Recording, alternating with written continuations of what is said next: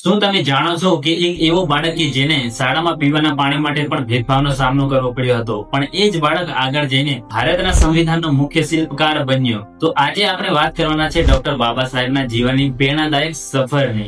નમસ્કાર દોસ્તો, સ્વાગત છે તમારા બધાનો હિસ્ટ્રીનો દીવાનો યુટ્યુબ ચેનલમાં. હું છું સંજય રાઠવા. જો તમને આવા હિસ્ટ્રિકલ વિડીયો જાણવા અને જોવાના ગમતા હોય તો આપણે ચેનલ સબસ્ક્રાઇબ જરૂરથી કરી લેજો, જેથી કરીને આવનારા દરેક વિડીયો તમે જોઈ શકો. વિડીયોને વધુ લાંબો ના કરતા વિડીયોની શરૂઆત કરીએ. તો દોસ્તો, ડોક્ટર બાબા સાહેબનો જન્મ 14 એપ્રિલ 1891 ના રોજ મહુમાં થયો હતો, જે હાલ મધ્યપ્રદેશમાં આવેલું છે. તેમના પિતાનું નામ રામજીભાઈ અને માતાનું નામ ભીમાબાઈ અને પત્નીનું નામ રમાબાઈ હતું. ડોક્ટર બાબા સાહેબના જીવનમાં બાળપણથી જ અનેક મુશ્કેલીઓ હતી, કારણ કે એ સમયે જાતિવાદનો ભેદભાવ ચાલતો હતો. જ્યારે શાળામાં બાબા સાહેબ ભણવા જતા હતા ત્યારે બીજા બધા વિદ્યાર્થીઓ બેન્ચીસ ઉપર બેસતા હતા, પરંતુ બાબા સાહેબ બેન્ચીસની પાછળ ખૂણામાં રહી અને અભ્યાસ કરતા હતા. અને બાબા સાહેબને શાળામાં પીવાનું પાણી પણ નસીબ ન હતું. આવી અનેક પ્રકારની મુશ્કેલીઓ બાબા સાહેબના જીવનમાં બાળપણથી જ હતી. પરંતુ આટલી બધી મુશ્કેલી હોવા છતાં બાબા સાહેબ શિક્ષણને ન છોડ્યું અને આગળ જઈને તેઓ અમેરિકાની કોલંબિયા યુનિવર્સિટી અને ઇંગ્લેન્ડની લંડન સ્કૂલ ઓફ ઇકોનોમિક્સ જેવી પ્રદર્શિત સંસ્થાઓમાં અભ્યાસ મેળવ્યો.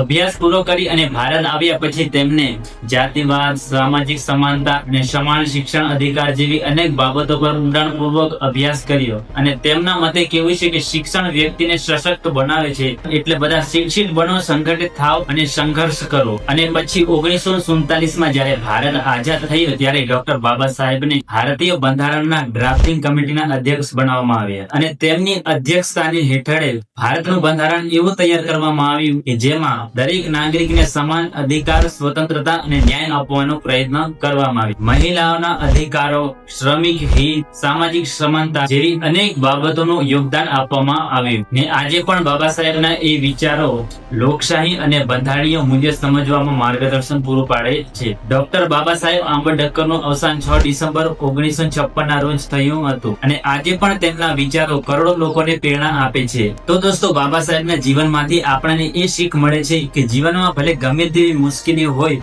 પણ જો સાચું જ્ઞાન, હિંમત અને મહેનત હોય તો ગમે તેવી પરિસ્થિતિ હોય પણ આપણે પરિવર્તન લાવી શકીએ. બાકી જો તમને વિડીયો ગમ્યો હોય તો વિડીયોને લાઈક અને કોમેન્ટની અંદર આગલો વિડીયો કયા ઐતિહાસિક વિષય પર બનાવવો તે જરૂર જણાવજો. અને ચેનલને સબસ્ક્રાઇબ ના કરી તો સબસ્ક્રાઇબ જરૂરથી કરી લેજો, જેથી કરીને આપના આવનારા દરેક વિડીયો તમે જોઈ શકો. મળીશું પાછા કંઈક આવા જ નવા હિસ્ટ્રિકલ વિડીયોની અંદર. જય હિન્દ, જય ભારત.